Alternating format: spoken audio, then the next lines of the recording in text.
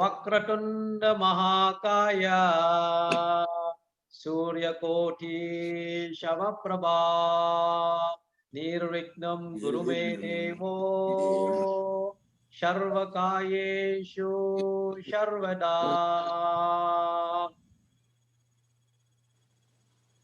Saraswati Namastubhyam Paradhe Kamarupini Vidyarambam Karishyami Siddhir Bhavadu Mishada Suklam Bharadaram Vishnum Shashivarnam Chaturbhujam Prasannavanam Dhyayet Sarva Vighnopashantaye. Salutation to Hanuman. Lord Hanuman is present wherever Ramayana is being read or wherever the names of Rama is being chanted. Yatra yatra Raghunama Kirtanam Tatra tatra samasta kanjalim Bashpavari paripurna lochanam Marutim namatta raksha shantakam Pujantam Rama Rameti Maduram Maduraksharam Aruya Kavita Shakam Vande Valmiki Kokilam.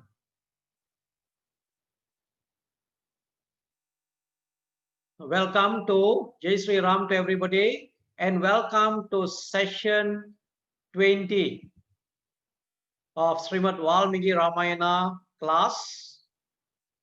In session 20, 21, 22 and 23, 4 sessions, we are going to look at a very important book in Srimad Valmiki Ramayana, that is Sundara Kandam, which is considered to be the beautiful book, beautiful in many aspects, which we will be going through it later. And it is a very important book to read continuously. If any one of you are able to read on a daily basis, you can see transformation. But you need to read with faith and devotion. Okay. Now, before we are going to look at Sundarakandam, before we go into Sundarakandam, let's review the previous book that we have gone through. That is Kishkinda Kandam. Kishkinda Kandam, it took us 4 sessions to complete.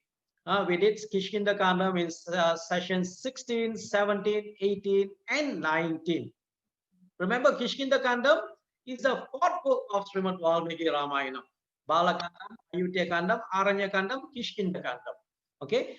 Briefly, if you want to look at what we have covered in Kishkinda Kandam, you have to remember Kishkinda Kanda is a Kanda where Hanuman enters into the picture. Lord Hanuman comes and Lord Hanuman enables Rama and Sugriva to meet and form an alliance, something like a strategic alliance. Rama and Sugriva meet to form an alliance. And then Rama encourages Sugriva to fight with Vali. And then we know Vali was killed by Rama. And then if you remember in Kishkinda Kandam, chapter 17 and 18, chapter 17 was all the accusation that was thrown by Vali towards Rama. In chapter 17, all the answers or justification that Rama has given why he killed Vali. And then Vali accepted the reasons given by Rama. And there was no case from Vali against Rama. Okay, you have to understand that. Read those of you who are still not very clear on Vali Vadam, that particular incident. Read chapters 17 and 18 of Kishkinda Kandam. If you are looking at it from Adhyatma Ramayana, what you will find is that at the end, Vali will realize who Rama is. Rama is Narayana himself, Vishnu himself. You will see the vision. You will be able to see that Narayana himself. So, but in Valmiki Ramayana, that is not narrated. Valmiki Ramayana, what we find is that Valmiki presents Rama as a human being. Okay. So, and then after that, Lakshmana, when after the monsoon season was over, Sugriva was enjoying himself. So Rama sent Lakshmana to remind Sugriva. And then after that, Sugriva came with his vanaras to Rama. And then the Vanaras was sent into different direction, all the 4 direction. Remember, towards the east, Vinata was sent. Towards the north, Satabali was sent. Towards the west, Sushena, father of Tara, was sent. Towards the south, Angada was sent. Those Vanaras moving towards the south, led by Angada, then Jambavan, Hanuman, Nila, Nala, Gawa, Gavaska. Then you have Dvida, Mainda, so many, all the strongest Vanaras, all the what they call best of the Vanaras were sent towards the south, and Rama gave what they call is ring to Hanuman because of the confidence that Sugriva had towards Hanuman. And then the warriors, the Vanara warriors, all the Vanaras towards the southern direction move until they reach the ocean, and they saw the ocean. They met Sampati. Sampati, remember Sampati, the brother of Jatayu.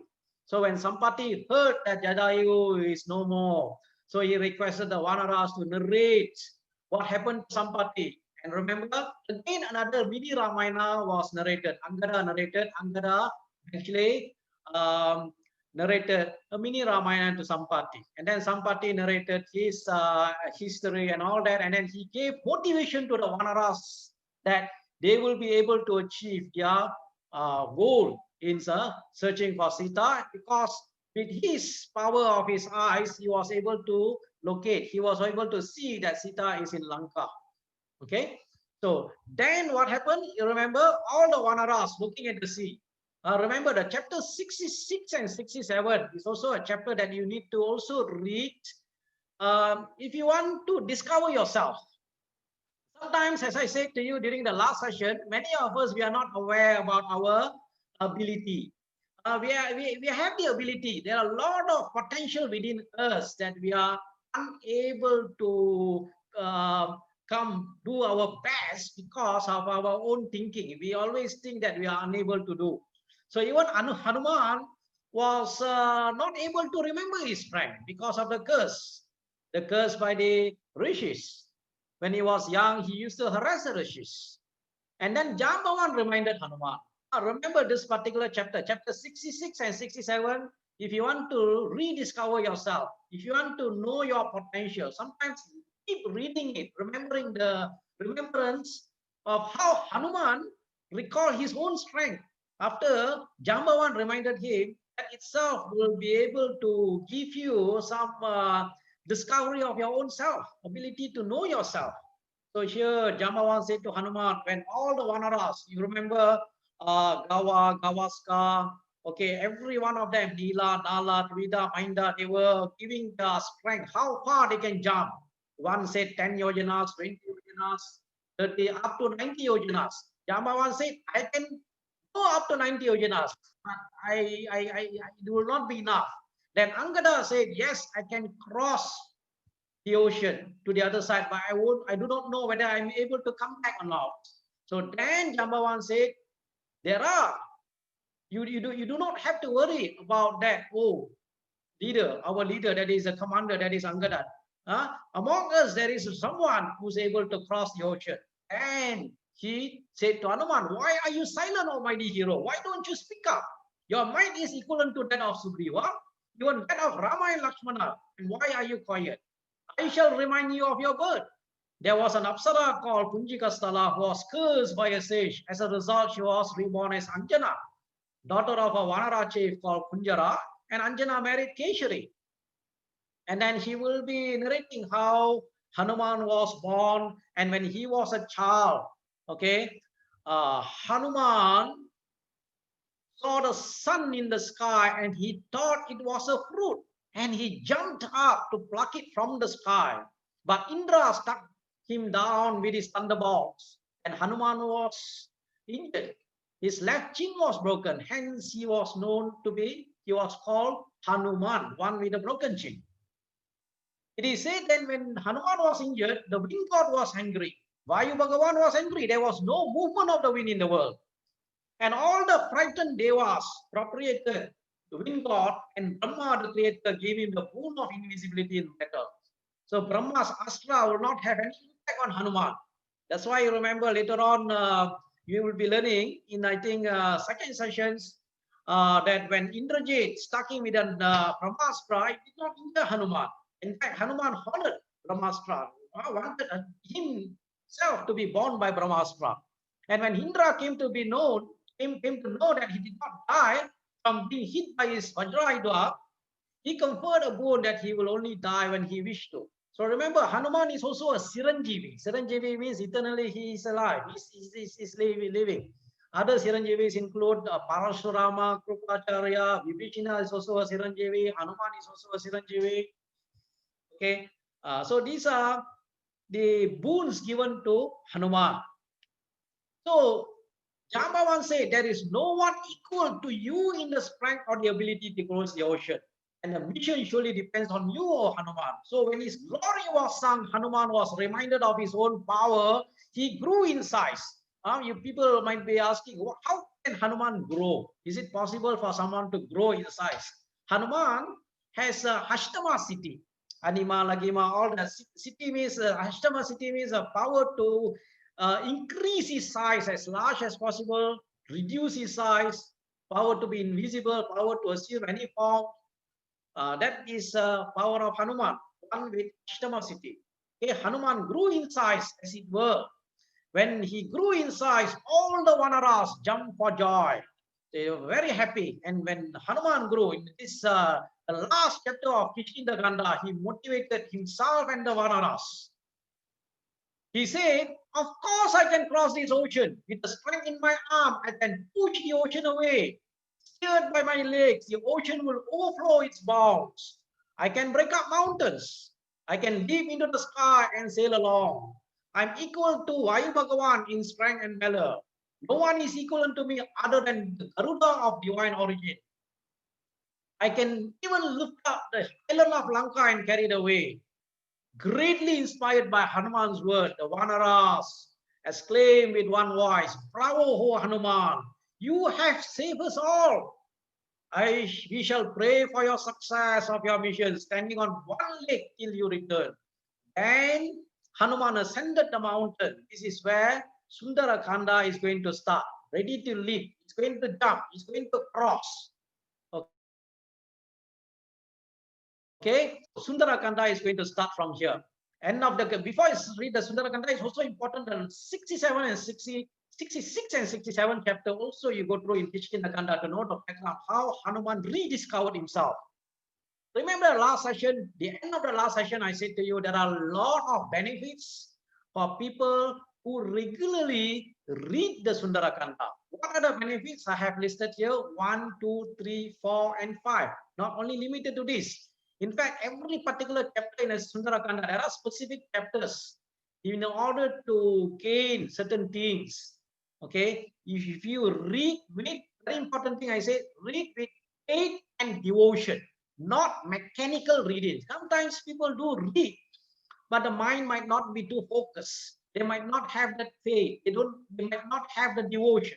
So anyone who's reading it with faith and devotion will be able to acquire health, wealth, prosperity, all kind of miseries, mental miseries. Misery sometimes is in our own mind.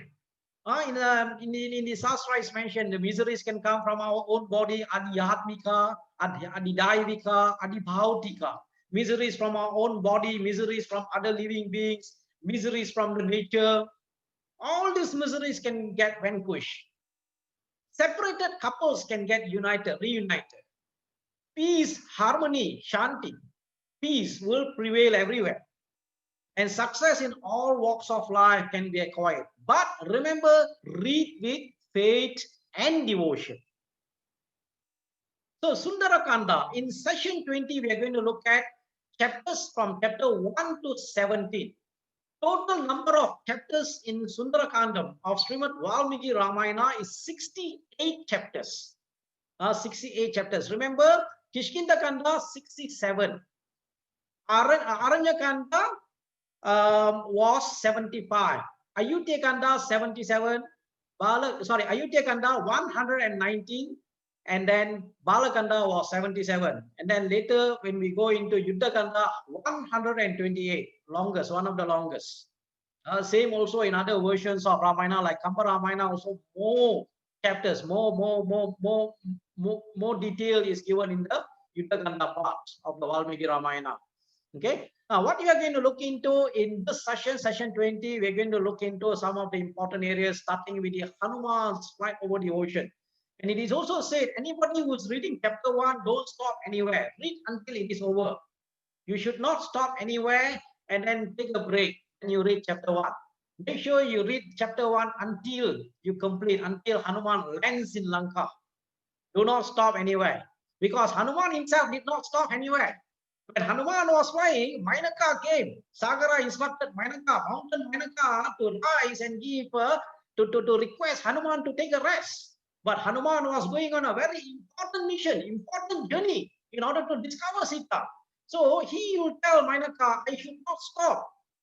I should not take a rest until I reach Lanka and search for Sita. Even when Surasa came also, he said to Surasa, I will come back after I search for, after I discover Sita and what they call, have given the information related to Sita to Rama, then I will come and meet you again to Surasa. So Hanuman flight over the ocean, reaching Lanka, meeting Lankini, the what they call the protector of Lanka, and then searching within Lanka, Ravana's palace, and then he will see Pushpaka Vimana, all the what they call parts of Lanka. He will be searching everywhere in Lanka. And at one time, if you look into in chapter 12, Hanuman also will feel depressed. And then he wanted to even end his life. And then he re-look at it again. He started to think positively. How important is the power of positive thinking? You will be able to find that in chapter 12, chapter 13.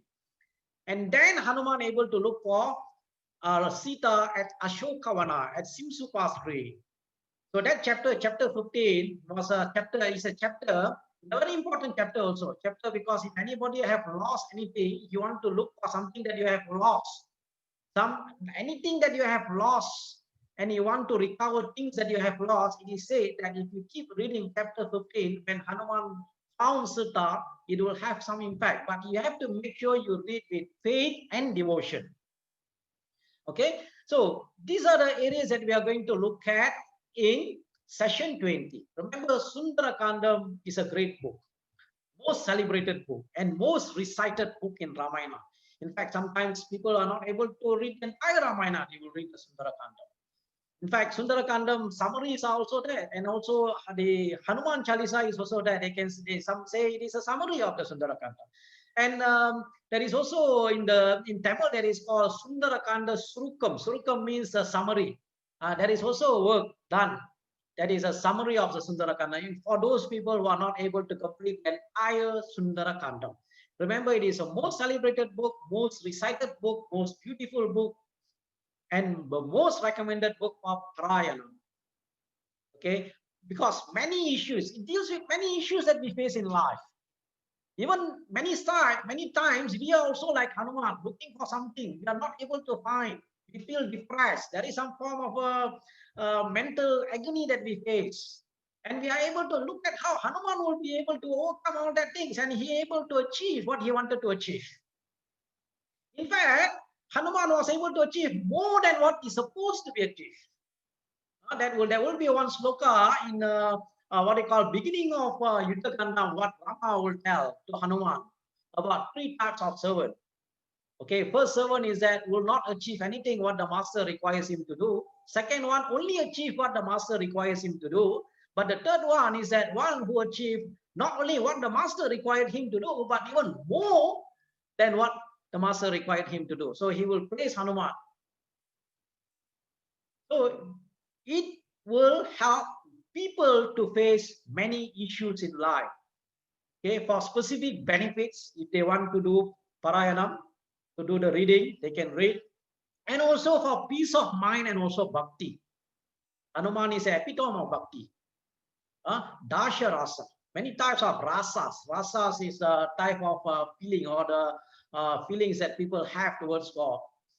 Like if you take Kausalya, then you take what they call Yashoda, it's Vatsalya, Bhava, Sakya Baba. Then Arjuna looked at Lord as a friend. Hanuman looked at the Lord as a master. And then, as I said earlier, Kausalya. Then you look at Yashoda looked at the Lord as a child. So it's a type of bhakti. Okay.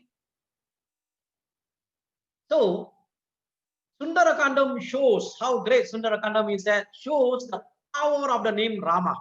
Some commentators says that the Rama's name is powerful than Rama. These are from some Ramayana commentators, and I'm quoting from some commentators Ramas. They give the reason why they say that is that they give the reason is that just by chanting the name of Rama, Hanuman able to cross the ocean. But Rama himself, when he wants to cross the ocean, he has to build a bridge to cross the ocean. So it is said the Rama Nama is Taraka mantra. Taraka means a mantra that will enable people to cross the ocean of samsara. Samsara is what we call that everybody is in some where we have repeated birth, death, janma, mritu, jara, vyadi, janma, birth, mritu, death, jara, old age, vyadi, that is disease. These are all samsaras that people have to go through. To cross the samsara, name of Rama is powerful in this state. And Hanuman repeated this name, and it is well known that he was invisible. And the entire Ramayana, another important thing about Sundarakandam, why Sundarakandam is considered to be a great kanda of Valmiki Ramayana is that the entire Ramayana is said to be contained in Sundarakandam. Hanuman, when he meets Sita, narrates the events of Ramayana from Balakanda, Ayutthaya Aranyakanda, until Kishkinda so when Sita will request Hanuman, how is it possible for Vanaras and Rama had a friendship with Vanara? So Hanuman will be giving narration. In fact, Hanuman will also be giving narration in Sundarakanda about physical attributes of Lord Rama. The physical attributes of Lord Rama, you will also find in first chapter of Balakandam. In Samshipa Ramayana, first chapter of Balakandam, how Rama will look like. All will be narrated by Hanuman to Sita. And not only that, when he meets Rama, after having met Sita, Hanuman says that Rama and Sita will be crowned and live happy life. That's what mentioned by Hanuman. So what Hanuman is narrating here is that Balakandam, Ayutthaya Aranyakandam, Kishkinda Sundarakandam, and also Yuddhakandam also will be there. So that's why they said entire Ramayana also contained in Sundarakandam. Okay, and it is a kanda that reveals the greatness of Hanuman, who said to the Vanaras, if I'm not able to find Sita, I can go to heaven to search for her. If I'm not able to find even there, I will bind Ravana and bring it to Rama. If it is not easy to bind Ravana, I will uproot Lanka itself and take it to Rama. So he says he can carry the entire Lanka. He's powerful enough to carry the entire Lanka. So there is in chapter 1, in the encounter with Surasa, Hanuman even enlarged his body to close to 90 yojanas. So if you remember, if he have the ability to cross 90 yojanas, he can easily cross over to Lanka, and he can even take the Lanka itself. So Sundarakandam captures the determination of Hanuman to succeed. Even though there was time, he was searching and searching and searching, he was not able to find anyone. He was not able to find Sita. Had thought that came into his mind, which was negative, but yet, in spite of that hurdle, he managed to cross the hurdle. He kept his goal in mind. At the same time, he had to think quickly to overcome the hurdle, especially chapter 1. Remember chapter 1, he crossed many hurdles. Okay, there are many commentators who commented the types of hurdle that he has crossed. The hurdle that came in form of love, in form of test, in a real hurdle from Mainaka, from Surasa, and then Chayagrahi, that is Simika.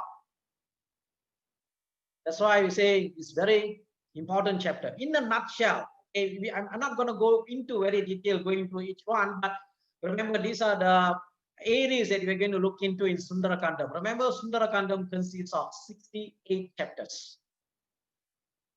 Okay, chapter 1 to 13, looking around, entering, crossing the ocean, looking for Sita, he got worried.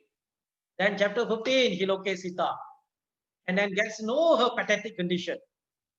He was in the Simsuma tree, looking and observing before making any decision. Anybody who wants to study about decision making, problem solving and decision making, look at that particular chapter about Hanuman making a decision. What should I say to Sita? Thinking about this like a decision tree. You make this decision, what will be the impact towards the other? It's something like a decision tree. Someone who are familiar with the term called decision tree will know about what thought that came into the mind of Hanuman in making a right decision at the right time. And after meeting Sita, giving the ring of Rama to Sita, creating confidence in Sita, Hanuman even volunteered to carry Sita back to Rama. And Sita refused. There were reasons given by Sita, okay, which we will be going into that later on. And then after that, getting permission from Sita, he started to, he wanted to meet Ravana himself. He destroyed Ashokavana and all the, he will send his Varanas, including Akshakumara and then all that. And then Indrajit will come and then will born Hanuman. Hanuman will meet Ravana. Okay, Ravana wants Hanuman to be killed. Vibhishana spoke on his behalf. And then Ravana decided to set fire to the tail of Hanuman, but Hanuman burned the entire Lanka and then went back to Rama. So when Hanuman returned, Vanaras appraised the matter to Rama and Sugriva. On the way they stopped. They had a speed break. They stopped for a while at the Madhuvana. Madhuvana of Sugriva's uncle called Dadimuga. Dadimuga, Madhuvana, and then they enjoyed themselves. They had a short party at Madhuvana before they went back to Rama to report to Rama. Okay, so these are Sundarakanda in a nutshell. And as I said to you, anyone who reads with faith and devotion this beautiful book will be benefited. It's not said by me. I'm no one to say this, but there are many acharyas, the teachers, the commentators of Ramayana, and people who have benefited from reading the Sundarakanda will testify on this. So it is said the beautiful book. Why it is say the beautiful book? This is a commentary by Tilaka, one of the Ramayana commentator by the name of Tilaka came up with this. He says Sundarakanda is beautiful. What is that which is not beautiful in Sundarakanda? Sundare Kimna Sundaram. What is that which is not beautiful in Sundarakanda? In Sundarakanda, beautiful is Rama. Rama's beauties will be described by Hanuman. Beautiful is a story. Story itself in Sundarakanda is beautiful. Beautiful is Sita. Beautiful is Ashokavana. Hanuman, if you look into in chapter 14, chapter 15, there are a lot of description about how beautiful Ashokavana is. In fact, Hanuman will also be describing about the beauty of Lanka. Lanka is built by Vishwakarma himself. The city of Lanka, how beautiful Lanka was. Beautiful is the poem. Beautiful is Hanuman, name of Hanuman himself. One of the name of Hanuman is Sundara, the name given by his mother, Sundara. Hanuman has many names, but one of the name is Sundara. Beautiful is the mantra, and what is not beautiful is Sundarakanda. This is what in a poetic way described by a Ramayana commentator by the name of Tilaka.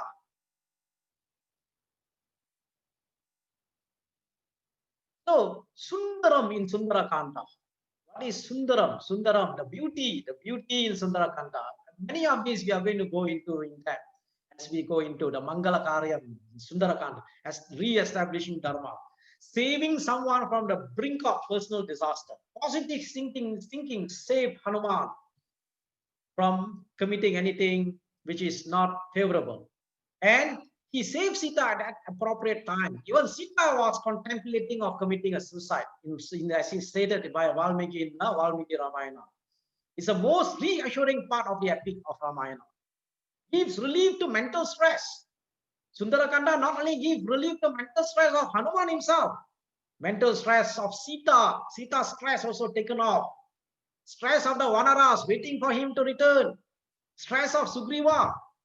Sugriva have to answer for Rama if Hanuman failed. No way. But the thing Sugriva said before sending Hanuman is that I do not find any obstruction to you, O Hanuman. I am confident that you will be successful in your vision. So it is also relieve the stress of Sugriva, relieve the stress of Rama and also Lakshmana. And another important thing in Sundarakanda we learn is that strength character of a woman is strength character of a woman is demonstrated. Sita's character is demonstrated. Sita is not a weak woman. She is a strong woman. Later on, you will also see in Uttarakhanda also, Sita is considered to be a strong woman. The strength of the character, how she argued, not argued, how she spoke with Ravana. That we will be covering it in a later chapter. Maybe when we go into what they call session 21, we'll be learning about when Ravana came, tried to persuade Sita, what Sita will be saying. And then other things, beauty about Sundarakanda, Ashoka Vana, Lanka city, Pushpaka Vimanam. Vimanam is said, okay, is Pushpaka Vimana originally belonged to Kubera. Kubera, and when Ravana came, chased Kubera out of Lanka, he also grabbed Pushpaka Vimana. And of course, in Sundarakanda is the greatness of Hanuman himself. So now we're going to look into the Sundarakandam, the beautiful exploits of Hanuman. Hanuman was what they call preparing to jump into the ocean, to cross the ocean to Lanka, preparing to jump to cross towards the Lanka. Now, before taking the adventure, he offered prayers. It's very important. Later on, we will know how important it is to offer prayer before we start anything to remove the obstacle. In fact, Hanuman himself is someone who will be able to remove obstacles. Of course, we pray to Ganesha, okay, remover of obstacles. So he offered prayers. Many deities he offered prayers, including Vayu Bhagavan. I'm not giving every details, the deities that they have offered prayers. Those of you who have read Sundarakandam, the chapter 1, starting with the chapter 1, it's a very detailed prayers that he has offered to all the devas. And he turned his face towards the south in order to proceed on his mission. And as he stood there with enthusiasm and determination, he pressed his foot to mountain Mahindra before taking off from there. The whole mountain shook. Beautiful description is given by Valmiki about how the mountain, what are the animals. In fact, it was snakes also vomiting, poisons, all that. He crushed the mountain, ready to go. He held his breath before he started to charge himself with the more energy for him to fly. So it is said in Ramayana, he forgot himself, remembering Sita, and he forgot himself, and then he wanted to go across. In some of the commentaries, you will find. Okay, in Tamil it is said, Tannai Marandu, Annai Ninittu, Sagaram Tandugiran, Hanuman Sagaram Tandugiran. That means he says, forgetting himself, remembering the Annai means here in this case is a mother Sita. Hanuman is crossing the ocean. Crossing the ocean, one of the commentator comments that particular part. Very beautifully it is narrated. So he said to the Vanaras who surrounded him, I shall proceed with Lanka with the speed of missile discharged by Rama. If I do not find Sita there, I shall with the same speed go to heaven to search for her. If I do not even see her there, I shall get hold of Ravana, bind him and bring him to the presence of Rama. I shall definitely return with success. Positive. Say positive words. Encourage people. He encouraged himself. I'm going to return with success. If it is difficult to find Ravana and bring him, I shall uproot Lanka itself and bring it to Rama. He said he was very confident he has a strength to bring the entire Lanka to Rama. Thus, reassuring the Vanaras, Hanuman took to the sky. So, Valmiki, if you look into slokas in this sarga, in this chapter, is very powerful from the beginning. And Valmiki says the Mahindra mountain, Mahindra Parvata, the mountain, started shaking under the power of Hanuman. Very powerful. He started to grow in size. One of the Ramayana commentator from the school of Muniapan, who's very famous for his Dvaita, Vedanta. Dvaita means there is no distinction between Jivatma and Paramatma. Remember in one of the sessions I said Advaita, Vishishtadvaita, and Dvaita. So one of the commentator from the Dvaita school from Madhvacharya, that is Sri Vatiraja Swami, in his Tirtha Prabandha, while writing about Mahindra Parvata, he mentioned that when Hanuman took off, the mountain sank inside. The mountain sank inside partly. And that mountain was sent inside the earth as a messenger to Bhuma Devi. Earth is Bhuma Devi. And who is Bhuma Devi? Bhuma Devi is a mother of Sita. Sita came from Bhuma Devi. So message to Bhuma Devi that she should not worry about the welfare of her daughter Sita, who is in Lanka, because Hanuman has taken off. Since this mission, very mission is going to be successful, and success is assured. So here it says, this is commentator, that is Vadiraja Swami says in his Tirtha Prabandha, one of the commentary where he commented about the journey of Hanuman. When Hanuman was Mahindra Parvada was shaking under the power of Hanuman, it sank partially in order to go to Bhuma Devi, to tell Bhuma Devi, you should not worry about your daughter, since Hanuman is going on a mission and his success is assured.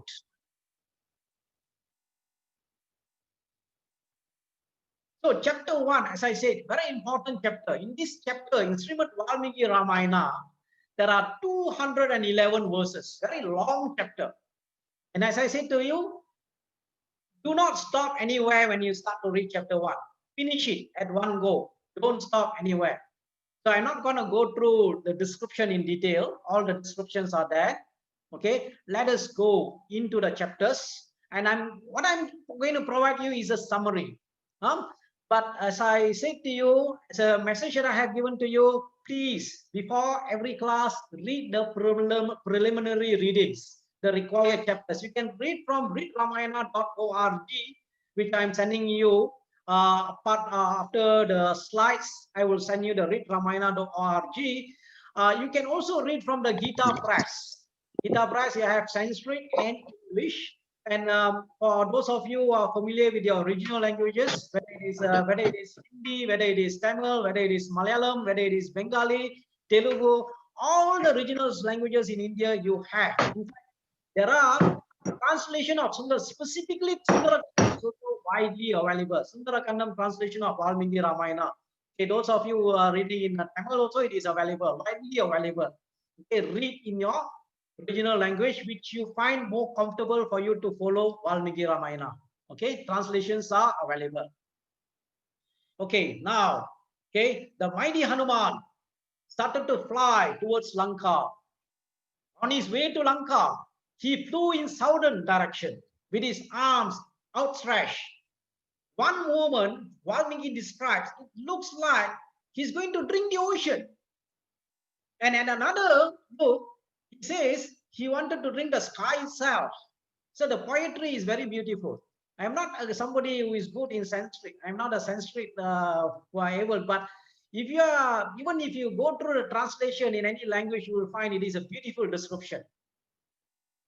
Okay, he followed the course of the wind. His eyes blazing like fire. Eyes blaze like a fire. Even in Purusha Shukta, it is said, the eyes of the Lord, Vishnu, it is said, there is a mantra, Chandra Ma Manasho Yataha Takshur Suryo Ajayataha. Surya is the eyes of the Lord is blazing like a Surya, like a sun. And then earlier sloka is that mine is as peace as a moon. Chandra Ma Manasho Yataha Takshur Suryo Ajayataha. Here it is. Hanuman, when he's flying, his eyes blazing like a fire, like a lightning. And he flew over the surface of the ocean. The wind generated by his motion greatly agitated the ocean. He actually dashed the surface of the ocean with his powerful tails. Thus, the sea was churned by him as he flew over it. Flying thus in the sky without any visible support, Hanuman appeared like a winged mountain. Hanuman was engaged in a mission of Rama, hence the sun god did not touch him. Hanuman was a descendant of Rama, was a descendant of Solar dynasty. So that's why the Surya was pulled to Hanuman. So the sages who were present there in their eternal form showered blessing upon Hanuman, looking at how Hanuman is traveling towards Lanka. Then Sagara, the ocean deity, bethought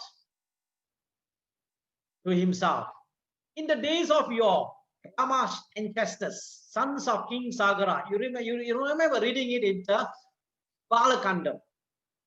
When Vishwamitra will be describing to descent of Ganga to the earth, he will be giving background from King Sagara, one of the ancestors of Lord Rama, and how Sagara's son was cursed by Kapila Muni, and only Ganga can purify them. So finally, we learn about Bhagirath, how Bhagirath brought Ganga down. So that you will learn that. You will learn it. You can refer back to Balakanda of Srimad Valmiki Ramayana. So the ocean says, Sagara, King Sagara rendered invaluable service to me. It is therefore behoves me to render service to the messenger of Rama. I should see that Hanuman does not tire himself and does fail in his mission. I should arrange for him to have some rest before he proceeds further. Thus resolved, Sagara summoned the mountain named Mainaka, which has been submerged in the ocean due to Indra, and said to Mainaka, please rise and offer seat to Hanuman, who is engaged in an important mission on behalf of Rama, so that he can refresh himself before he proceeds further. And Mainaka also raised from the ocean. As Hanuman flew towards Lanka, he saw this mountain actually emerge from the ocean. However, Hanuman considered it an obstacle to progress towards Lanka. Assuming a human form, Mainaka addressed Hanuman, who was still flying. Oh Hanuman, please accept my hospitality. Rest a while on my peak. Refresh yourself. The ocean was extended by the sons of King Sagara, an ancestor of Rama. And the ocean wishes to return the service as a token of gratitude. That's to show one's gratitude is an eternal dharma. It is a tradition to welcome and honor guests. Remember, we'll go through in Balakandam, I mentioned one particular shloka that is taken from Taitiri Upanishad, Atiti Devo Bhava. You have Matro Devo Bhava, Pitro Devo Bhava, Acharya Devo Bhava. You have Atiti, that is a guest, is also has to be taken as a god. Okay?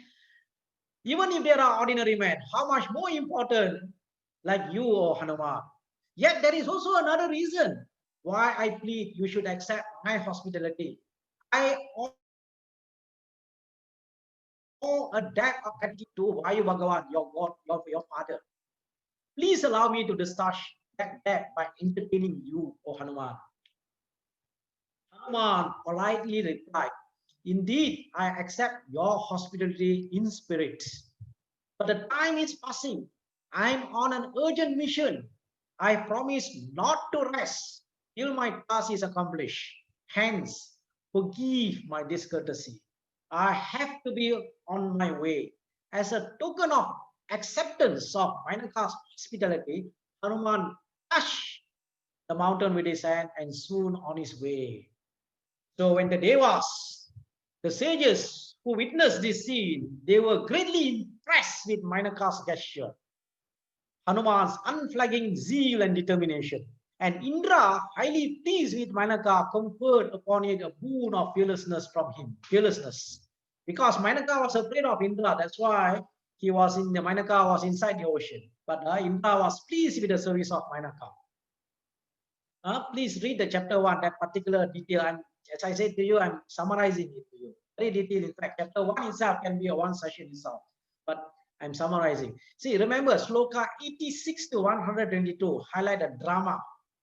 I think not 80s.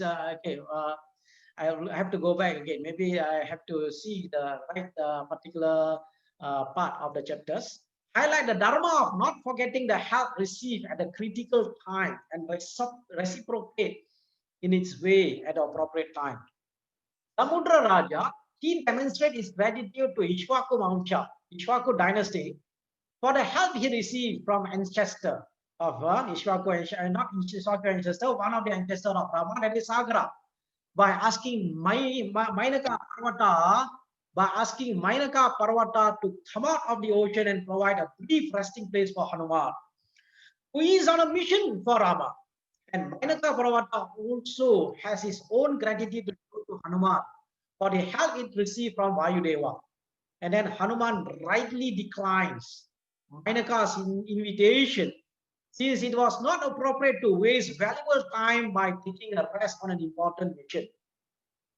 Sometimes we are going on an important mission, but there will always be some temptation, some obstacles that will be coming out on our way that will make us forget our mission.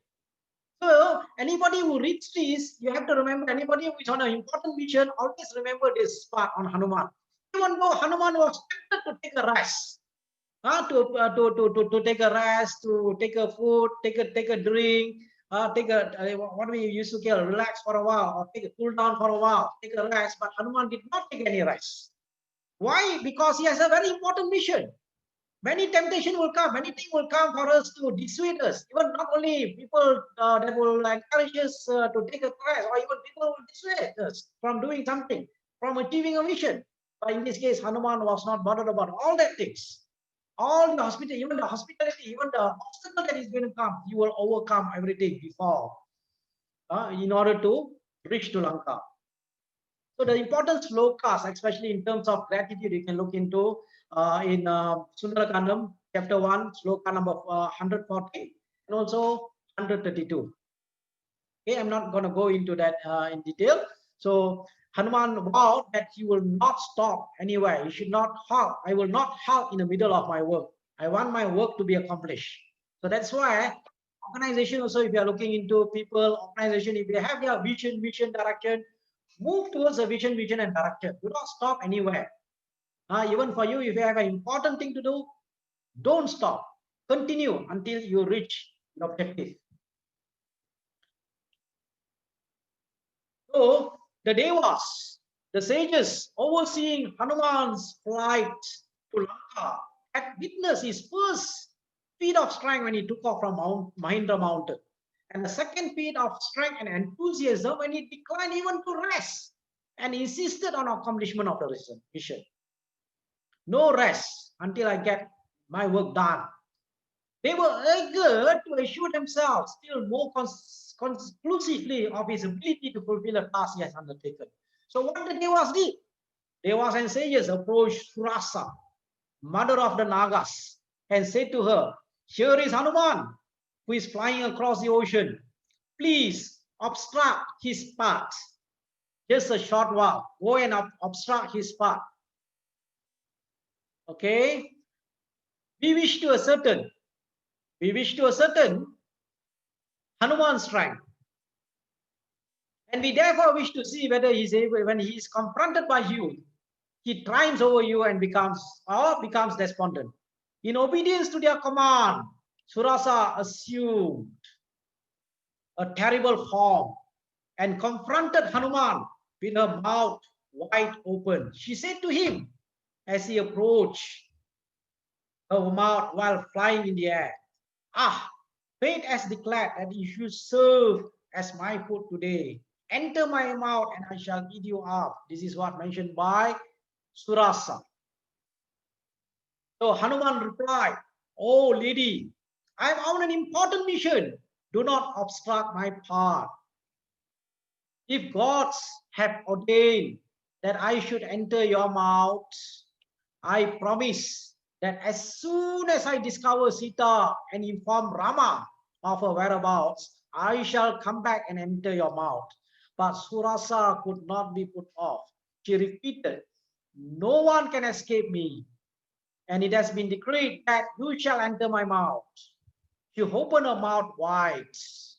Hanuman, by his yogic power, remember I mentioned to you, Ashtama Siddhi, one who can perform many things. By his yogic power, he made himself quickly entered into her mouth, and quickly he came out. And he said to her, "Oh lady, let me now proceed. I have fulfilled your wish and honored the gods. I have entered your mouth. Salutation to you. I shall go where Sita is kept in captivity." And Surasa abandoned her demonical form, resumed her own form, which was pleasant to look at. She blessed Hanuman. "Go, O Hanuman, you will surely find Sita and reunite her with Rama." And the gods and sages were thrilled to witness the third triumph of Hanuman. This is a third he managed to cross. And as Hanuman continued to fly towards Lanka, a demoness, another a Rakshasi called Simika. Simika is known as the Chayagrahi. Simika saw Hanuman flying fearlessly in the sky and made up her mind to attack him. She said to herself, I'm hungry. Today I shall swallow this big creature and shall appease my hunger for some time. She caught hold of the shadow by Hanuman on the surface of the ocean. Shayagrahi, she has the ability to catch someone with us from the shadow. Immediately Hanuman progress was arrested and he violently pulled down. He wondered, how is it that suddenly I'm being dropped down helplessly? He looked around and he saw Simika, demoness Simika, and he remembered the description that was given to him by Sugriva. Sugriva had given to him. Knew it was Simika without doubt. Hanuman stretched his body and Rakshasi opened her mouth wide. In twinkling of an eye, Hanuman reduced himself into a minute and dropped into her mouth. He disappeared into that wide mouth, and gods and sages witnessing this were horrified. But with his nails, he tore open the vital parts of the demoness, and quickly emerged from her body. Thus, Hanuman triumphed over this demoness. So he defeated Simika. And the gods applauded his feet and said, very important sloka here, where they say, he in whom are found, as in you, O Hanuman, these four virtues, firmness, vision, wisdom, and dexterity, skillfulness. Dexterity means something like skillfulness. Dexterity. There is a sloka in the Bhagavad Gita that says, Yoga Kaushalam, Yoga Karmasha Kaushalam. Dexterity is also yoga, and he said, firmness, vision, wisdom, dexterity does not despair in any undertaking. So this is a sloka, very important sloka that you can find here. This sloka comes in Sundarakandam, chapter 1, sloka number 198. Hanuman is described to be one for whom nothing is impossible, and who is the embodiment of faith, devotion, fearlessness, self-confidence, and loyalty. And Valmiki goes to the point to point out that success is the outcome of such attitudes. Faith, devotion. That is why I say anybody who reads the book Sundarakandam with faith and devotion will be able to overcome any obstacle. But remember, it must be based on faith and devotion, not any mechanical reading. So we have completed chapter 1. Chapter 1 of Sundarakandam should be read continuously. Anyone who wants to read, don't stop anywhere. Read continuously. There are 211 slokas in Srimad Valmiki Ramayana. In your original version, number of slokas, I'm not very sure because you have to look at in your own original version. Okay, number of slokas of chapter 1 of Sundarakandam, read continuously. Don't stop anywhere. Read from the time Hanuman took off from Mahindra mountain until Hanuman landed in Lanka. No stop, no break in between. Okay, commentators of Ramayana. This is not said by me. This is from commentators of Ramayana who also said the one that I said you should not stop anywhere when you read chapter 1 of Valmiki Ramayana. Commentators of Ramayana, many commentators. Okay, I can name many commentators, very great commentators of Ramayana, Valmiki Ramayana, also have said that anybody who desire moksha, crossing the ocean of samsara, the ocean that the Hanuman crossed is an ocean of samsara. I mentioned to you earlier what is the meaning of samsara. Birth, death, all these are samsara. We go through a cycle. Everybody goes through this cycle. Okay, the ocean of samsara can be crossed. That means one will be able to attain moksha, salvation. Salvation can be achieved by reading the first chapter daily for 6 months. But make sure you read with faith and devotion. 6 months. Continuous reading of chapter 1. Read with faith and devotion.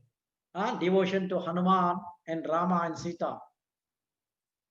So this is a benefit of reading chapter 1. Quite a number of chapters as we will be going through later on. I will also mention the benefits as from the acharyas, teachers of Ramayana from time to time. Now we move into chapter 2. I took a bit longer to go through introduction and chapter 2, but the other chapters we will be able to move on quickly. We should be able to cover quickly. So chapter 2 is that Hanuman have reached the northern gateway of Lanka. Lanka has 4 gateways based on the direction north, south, east and west. So the gateway that Hanuman reached was the northern gateway, which is on top of Trikuta mountain. Trikuta mountain.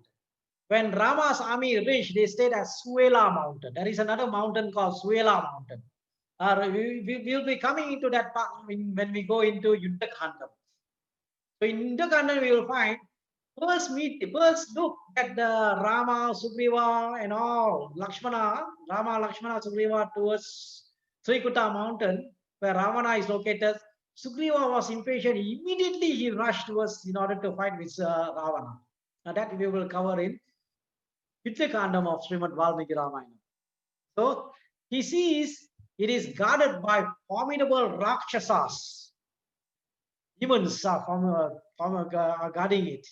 He thinks over carefully how he can make sure Rama's object is not wrecked, because any missteps he might take and how he can manage to search all the place without being caught by the Rakshasas. Here, Hanuman is strategizing. When you want to do certain things, when you want to accomplish certain things, you need to work on strategy. When you read this chapter, it will give you about Hanuman, how Hanuman strategizes. It's about making a decision. You have to think of many consequences. Like Hanuman was thinking, if I do any mistake, is what is going to happen? What will be the consequences if I do something wrong? Any mistake that I have taken. So that's why here Hanuman is carefully planning his strategy. Okay, how he should enter Lanka and all that. Okay, realizing that the Rakshasas would detect him regardless of whichever form he assumes, because Hanuman can assume any form. He decided to retain his original form in a smaller size, like a size of a house cat. And he saw beautiful shine of the moon appears in the sky. It's already getting dark at that time when Hanuman reached Lanka. Okay, it's already evening time. It's already getting dark at that time. Okay, when Hanuman landed in Lanka. As he moved in a smaller size of a cat, the guardian city of Lanka noticed Hanuman, Lankini. Taking a form of a woman, she blocks his way, standing in front of him. She asked about Hanuman and his purpose for coming to Lanka. Why do you come here? It's like an immigration officer. Any country you go, you have immigration officer. You need to get your passport stuff. So he will be asking you, what is your purpose of your visit to this country and all these things. Hanuman said he had come to Lanka just for a visit. Lankini said to Hanuman, no one can enter the city without first subduing her. And then making a loud shout, he hit him with her palm. Hanuman deals back with her in kind, and she falls down. Hanuman did not hit her hard. In a small hit by Hanuman, she fell down. She tells Hanuman about the curse upon by the city by Lord Brahma, and it is doomed for destruction. Lanka will be doomed. Lanka will be destroyed when a Vanara enters into the city. So when Hanuman have subdued Lankini, he was able to enter inside Lanka and do search for Sita. Now, commentators of Ramayana again also have given The benefit of reading chapter 3 of Srimad Valmiki Ramayana Sundarakanda. It's not only Sundarakanda, I'm not sure about the chapters in other versions of Valmiki Ramayana or other versions of original Ramayanas, other original Ramayanas. It might be different in terms of chapters, but in Valmiki Ramayana, this is in chapter 3. So, anybody have problem, difficulty? There are people who are always have fear of attack of devils, ghosts, spirits. If they read this chapter with faith and devotion, they will be able to overcome the effect of this. In fact, if many of you are familiar with Hanuman Chalisa, it says that both Pishas Nikat Nahi Avai Mahavir Japnam Snavai. By mentioning the name of Hanuman, the ghosts, demons, and evil forces will be kept away. By just mere mention of the name of Hanuman, Mahavir Jap Naam Sunave. That means mention of the name Hanuman, all these demons, Ut Pishat Nikat Nahi Avai, Mahavir Jap Naam Sunave. All these will run away. This is a benefit of reading chapter 3 of Sundarakandam of Srimad Valmiki Ramayana. So in chapter 4, after subduing Lankini, he enters this Lanka. He goes along the royal pathway looking for mansion. See, in this chapter, there will be a lot of beautiful description of Lanka that was built by Vishwakarma. I'm not putting all the details here, but what I'm telling you, anybody reading, I suggest, I will always, as I say, recommend you to read from Valmiki. This chapter will be all about a beautiful Lanka, Lanka at night. Description of Lanka, how beautiful Lanka was. Nicely maintained. Everything nicely administered. In fact, Ravana was a good administrator. Only problem is he's an enemy. That is why his ego, his lust, that was his destruction. Otherwise, as a leader, but of course, as a leader, he was a selfish. He was not caring about the people. But he led well because of his attachment towards his lust and his ego. He destroyed the entire Lanka. All the Rakshasas were destroyed because of that. But the city of Lanka was built by Vishwakarma. Again, if you go into looking into chapter 5 and also chapter 6, chapter 5, Hanuman gives a description again, more description about how people are enjoying the city in the city of Lanka, women enjoying the night brightly lit by moon. But he was looking and looking, he could not find Sita, struck by grief. Chapter 6, Hanuman sees a huge, opulent, well-guarded mansion of Ravana. He entered into Ravana's mansion. He saw houses of many Rakshasas chief. He saw the houses of Kumbhakarna. It was mentioned Kumbhakarna's house was very huge. Vibhishana's house he saw. In some other regional version of Ramayana, he will be meeting Vibhishana, but it is not mentioned here in Valmiki Ramayana. Valmiki Ramayana is not mentioned about that. Meeting of Vibhishana and everything, it is not mentioned. You will only meet Vibhishana in the court of Ravana.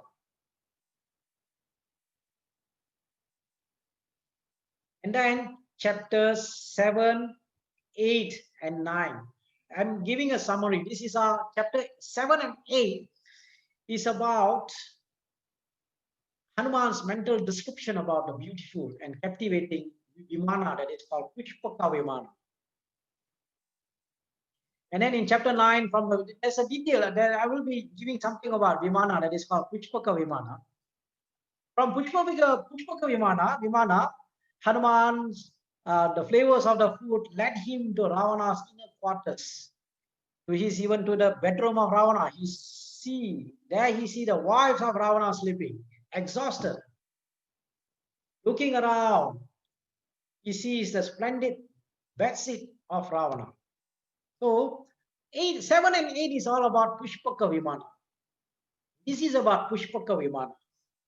See, people asking, there are people who will be thinking, whether is there something like Pushpaka Vimana, where it can take people anywhere they want to go.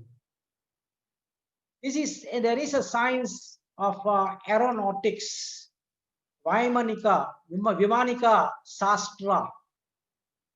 Anybody wants to do some further search, you can do some search. That was available. It was the Pushpaka Vimana was built. It is said to be built by Vishwakarma. Vishwakarma is an architect of gods, devas.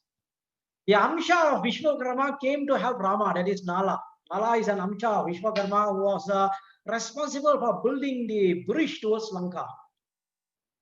It was said that the Vimana was built by Vishwakarma exactly as conceived in the mind of Brahma. And Brahma gifted it to Kubera. And Ravana took it from Kubera. So how it was built, it is something like the quality as it was perceived in the mind of Brahma. And in a modern context, people who are familiar with operation management, you will be familiar with the concept called total quality management, TQM. Those who are in management will know. This TQM used to be a very important concept back in the year 1980s, even 90s. The concept of TQM, those who study MBA or masters or even something on familiar with TQM. Okay, just exactly like what the customer would ask for. Earlier, something like an earlier concept of TQM you can find from Ramayana. That was how about this is something about Pushpaka Vimana. And then in chapter 10, you find Hanuman approaches the magnificent bedstead and and the mighty Ravana was sleeping on it. He sees many beautiful women who have been dozed off under the power of intoxication, hugging the musical instrument they were playing. There are a lot of descriptions here. Description of different types of women, how they were intoxicated, and all the description. I'm just summarizing it here.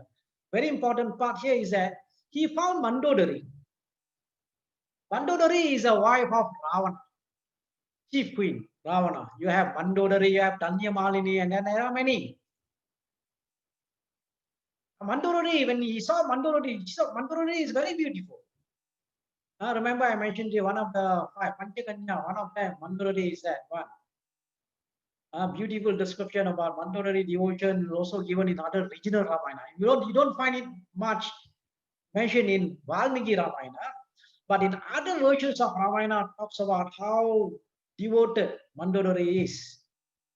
Okay, so that we are not going to go through that, but if you are interested, materials are available on Mandodari, devotion of Mandodari. Okay, Hanuman saw Mandodari, extraordinarily beautiful woman on the bed that was distinctly set aside. Based on her youthful looks and extraordinary charm, Hanuman mistook her for Sita. So when he mistook her, Hanuman thought he already found Sita.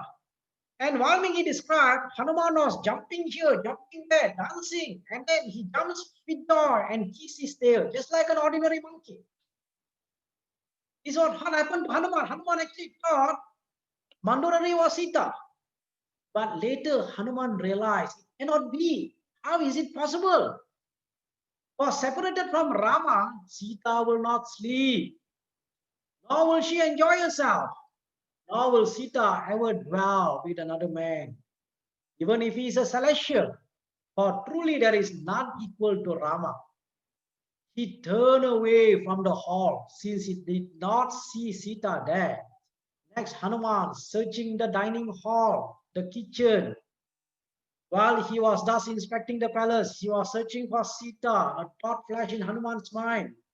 Was he guilty of transgressing the bounds of morality? Because he was seeing the wife of other people, others' wife. They were all asleep. But he consoled himself with a thought. True, I have seen all these women in Ravana's apartment, but no lustful thought has entered to my mind. And then there's a very important sloka. It's a very sloka that says, the mind alone is a cause of good and evil actions performed by the senses. But my mind is devoted and established in dharma, in righteousness. I can take up that particular sloka. I can look into chapter 20. How important the mind. The mind is the alone. Mana, mind. See, Bhagavad Gita in chapter 6. Okay, verse 5, verse 6. Chapter 6, verse 5. You can recall, you can go and search. Chapter 6, verse 5 talks about for one who is able to manage his mind, the mind can be his friend. For one who is unable to manage his mind, the mind can be his enemy. People grow, people live in themselves by their own mind. The mind. You can do a search, Bhagavad Gita, chapter 6, verse chapter 6 of the Bhagavad Gita, which is part of Dhyana Yoga, chapter 6, verse 5 and verse 6. Krishna talks about importance of mind. So here Hanuman also says, mind alone is a cause of good and evil actions performed by the senses. So that is why it is important to use our intelligence to control the mind. Katha Upanishad talks about a body of ours is like a chariot. Very important sloka in a chapter Upanishad talks about body as a chariot. Chariot with 5 senses. Senses of seeing, senses of hearing, senses of touching, all the senses of hearing, all that. 5 senses. The rein, the driving instrument is a mind. Intelligence is a driver, and the soul is a passenger. So if we are able to manage our mind well, we are able to control our senses. We are able to manage our senses. That's why Hanuman also mentioning here is that mind is the cause of good and evil. So that's what is the lesson it says, how we have to manage our mind, our thoughts, our thought process. Okay, very important. That's one of the things that you can take from chapter 12, chapter 11. Then moving on to chapter 12. Hanuman has searched the whole palace of Ravana. He could not find Sita. Then he reflected, I shall not lead to despair. For it has been well said, perseverance alone is a secret of prosperity and great happiness. So he is motivating himself. He is searching and searching. He has searched everywhere. He was not able to find Sita. Of course, some form of frustration and depression might come to our mind. Even to any of us, when you want to look for something, when you are not able to get, there will be some time you feel depressed. Like Hanuman also felt the same. But he remotivated himself. I shall search those places which I have yet to search. He then began to search for Sita in other parts of the palace. He saw many other women, but not Sita. So he searched for Sita outside the palace, yet he could not find Sita. So Sloka 1 to 9 in chapter 12 describes how Hanuman starts to feel distress at not finding Sita in spite of his extensive search. He even started doubting Sita is no more. Negative thoughts will come to our mind. But quickly we need to remove the thoughts by thinking something else, something which is more positive. I remember Barbara Fredrickson in one of the book about even the negative thoughts might come, but if you increase the positive thought 3 to 1, at least a ratio of 3 to 1, we will be able to overcome that negative thoughts. And again, he began to visualize the disastrous impact. He was looking into what will be the impact. Vanaras, impact to the Vanaras, impact to the Sugriva, impact to Rama, impact to Lakshmana. He even thinks when Rama and Lakshmana, when it impacts Rama and Lakshmana, what will be the impact towards Bharata and Shatrugna, to their mothers, Kausalya, to Sumitra, to Kaikeyi. All that thoughts came into his mind. Then in Sloka 10 and 11, he remotivates himself. He tells himself that it's positive thinking which leads one to wealth, prosperity, and that will drive every mission forward. Whatever one does become productive, it is backed by enthusiasm. Thus, Hanuman rededicates himself to the mission of searching Sita. Renewed enthusiasm and self-belief system. See, everybody have a self-belief system, whether they can do certain things or they are not able to do certain things. So the self-belief system is very important. Self-belief system. Self-belief system will help people to achieve greatness. For example, it was said that before Roger Bannister, if you want to do a search in Google, Roger Bannister is the first person who was able to run 1 mile below 4 minutes. Before Roger Bannister broke the 4 minutes barrier to run 1 mile, nobody thought a human being can run what they call a mile below 4 minutes. So when Roger Bannister broke the time of 3 minutes 59, when he broke 1 minute barrier, After he broke the, sorry, not 1 minute barrier, 4 minutes barrier, after he broke the 4 minute barrier for 1 mile, many runners are able to run below 4 minutes. Because all the while they were thinking they cannot run below 4 minutes because they had this self-belief system. So Hanuman renewed his enthusiasm and self-belief system. If you change your belief system, you are able to accomplish whatever you want to accomplish. So we learn this from Hanuman too. Hanuman, look at the power of positive thinking of Hanuman. But again, once again, dejection crippled him.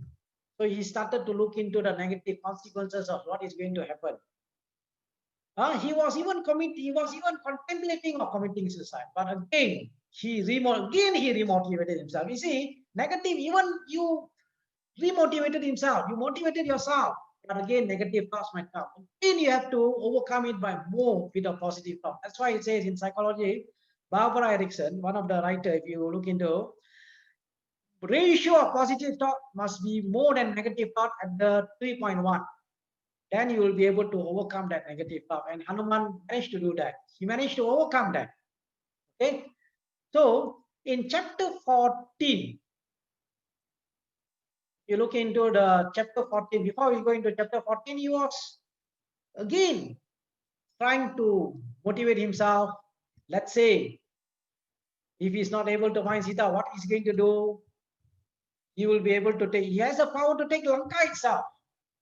And before he moved to Ashokavana, he saluted with salutation to Rama, Lakshmana, Sita, salutation to Rudra, Indra, Rama. All the before searching for Sita in Lanka, he did not do.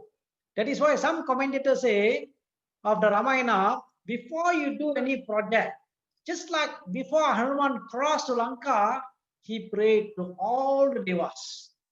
But once he arrived in Lanka, they say Hanuman did not do any prayers to any devas, even to Rama, Lakshmana, Sita. So that he was not able to find Sita.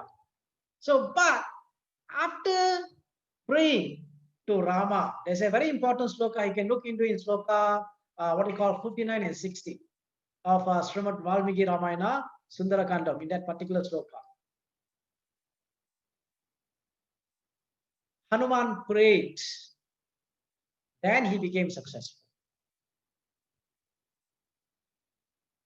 So the thought came to his mind, he might have made some mistake. So he meditated upon his thought and realized he had not prayed to Rama. So when he wanted to cross the ocean, he prayed to Rama. But here he did not. So because of that thought, he started to pray to Rama, prayed to Sita, prayed to Lakshmana, and all the other devatas. Then he started to go again, search in other location. So the commentators of Valmiki Ramayana have said, okay, this is not from mine, from various commentators have said that to get rid of dullness of brain, to overcome negative thoughts that keep coming to our mind, read chapter 13 with faith and devotion. Because chapter 13 is a chapter where Hanuman able to overcome the thought that came to his mind. Even in chapter 12, he remotivated, and then again negativity came, and then positive thought. He put in more positive thoughts. That's why I say from psychological perspective, Barbara Fredrickson, with ratio of 3 positive with 1 negative, that 1 negative, you put in more positive thoughts comes in, you are able to overcome that negativity. Hanuman, from here, Sundarakandam is will be able to reading Sundarakandam regularly. Although I'm saying I'm not from when there is a need, I don't claim someone who read regularly, but anyone who can read regularly with faith and devotion Sundarakandam, they will be able to overcome any difficulty. These are confirmed by many acharyas, many teachers, many commentators of Ramayana, and there are people who are able to testify that too. Okay, so for chapter 13, the benefit of reading chapter 13 is that you will be able to overcome the dullness of the brain, overcome the negative thoughts, that might come to your mind. Chapter 14. In this chapter, Hanuman sees Ashokavana. He goes to Ashokavana. He finds it beautiful with the landscape. Beauty of Ashokavana is described in this chapter. I'm not giving the description of flora, fauna, and all the details of Ashokavana. Read chapter 14, even chapter 15 in the beginning. Before Hanuman locates Sita, beauty of of the Ashokavana will be narrated here.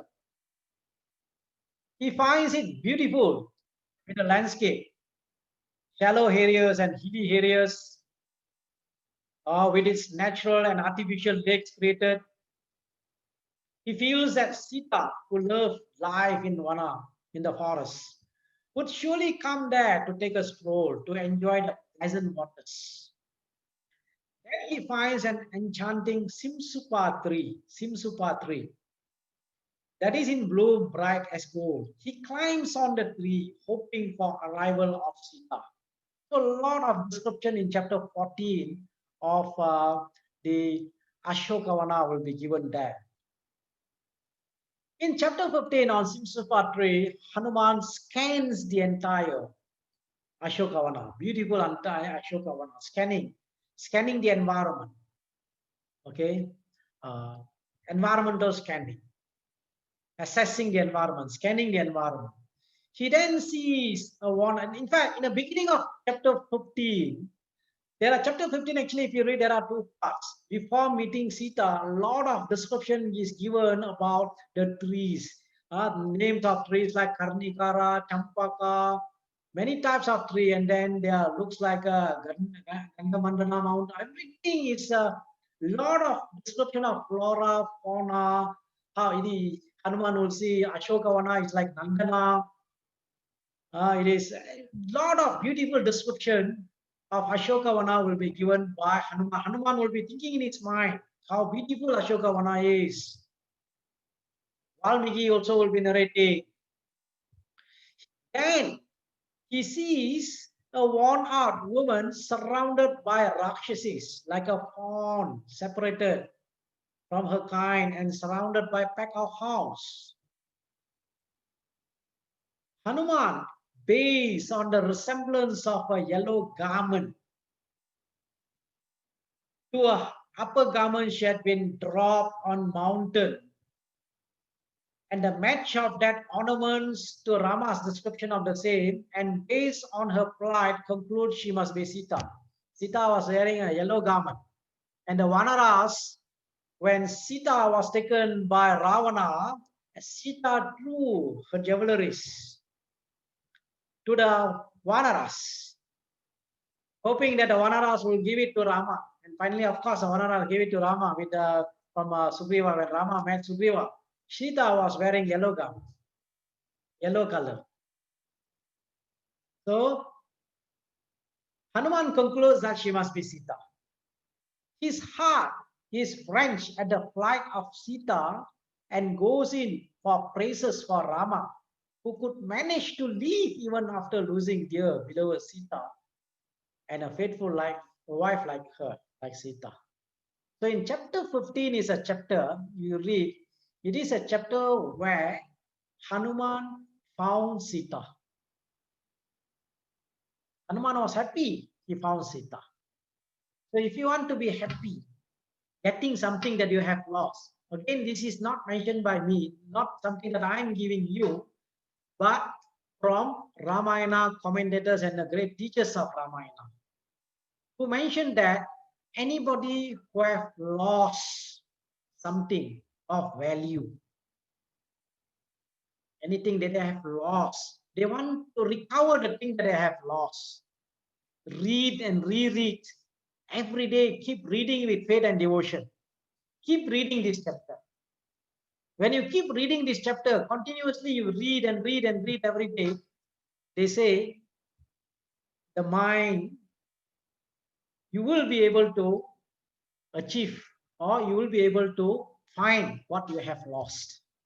But make sure you read with faith and devotion, not mechanically. This is what mentioned by the great acharyas. I'm just quoting from them, taking from them and presenting it to you. Not something that is created from my side. Okay. Remember, this is a chapter Hanuman discovered Sita. And in this chapter, Hanuman reflects the pitiful plight of Sita because of he calls, because of this lady, because of the Sita. Okay, what happened? Kapanda was killed, Jatayu was killed, Kapanda was killed, Wali was killed. Vanaras came to search for all directions. Sugriva regained the kingdom because of Sita. How? Because of this Sita, he crosses. Hanuman was reflecting here. Hanuman is reflecting. He also reflects how difficult for Rama to hold on to his life without her, and how she's holding to her life with the hope of getting reunited with Rama, with his husband, with her husband. This is all reflection of Hanuman. After seeing Sita, how Hanuman reflecting condition of Sita, reflecting on condition of Rama. How Rama is able to live being separated from Sita. And the last chapter in this session is chapter 17. Chapter 17 is a description about all the Rakshasis, the demons guarding Sita. In fact, if you read this chapter, they are giving different forms of the demons. If you want to read, you can read. Some with the elephant face, some with this face, some with different deform appearance of face of all the Rakshasis. Anybody wants to read, you can read chapter 17. What are the types of Rakshasis, how they look like, everything is described. Everything is being seen by Hanuman in this chapter. They look deformed in various parts of their bodies. They are in the midst of Sita. Sita's appearance reflected her grief. Hanuman is someone who are able to read the Samudrika Lakshana and also facial body reaction and facial features. Very well, he's able to read. By looking at the Sita's face, mostly people will be able to read the body language. Based on the facial features, we are able to know condition of people. But Hanuman is more better in that. More power. He is able to see. Even Rama and Lakshmana, first meeting with Rama and Lakshmana, his communication skill was praised by Rama. Verbal communication, non-verbal communication, and everything. So here, Hanuman was able to see by looking at the appearance of Sita, he knew that Sita was in grief. At the foot of the tree named Ashoka. Shoka means what they call sad. Ashoka means should not be sad, no sadness. There should be happiness, no sad. Ashoka. Ashoka means free from sorrow, free from sadness. But Sita was sad in a place that is called Ashoka. Okay, no Shoka. Was seated, immersed in an ocean of sorrow, surrounded by terrible Rakshasis. It was only her confidence in Rama that sustained her life. That's where Hanuman mentally prostrated to Rama, to Lakshmana, to Sita, and hid himself among the branches. He's actually observing what is happening. Immediately, he did not go to Sita because Sita might even get scared. So he's actually observed. And of course, in next chapter, we will see how Ravana will come, how Sita will reply to Ravana, powerful reply by Sita to Ravana. He will be observing, and then he will come, and then he will meet Sita and all that thing. That we will be looking at in session 21. That will be next week. So anyone who missed this session, you can watch this in your YouTube. It is possible to watch in a YouTube. You might have missed other sessions, but make sure Sundarakandam, make sure you follow until you finish. Okay, if you miss, you can watch in the YouTube. YouTube, it is available. Okay, I think I can even send the URL to you maybe later. Those who missed this session, make sure read from the original, read from Valmiki Ramayana itself. Okay, from the Sundara Kandam. Session 20, we have covered chapter 1 to chapter 17. with a brief introduction. Very exciting book. We have started this book from this session 20, 21, 22, and 23. We're going to complete this. This book. Before we go into Yuddha Kanda will be starting from session 24. In fact, Yuddha Kanda will be session 24 up to 32. It's a long one. Some of the parts will be shorter. We will readjust some of the coverage. Maybe later on I will look into that, especially for Yuddha Kanda.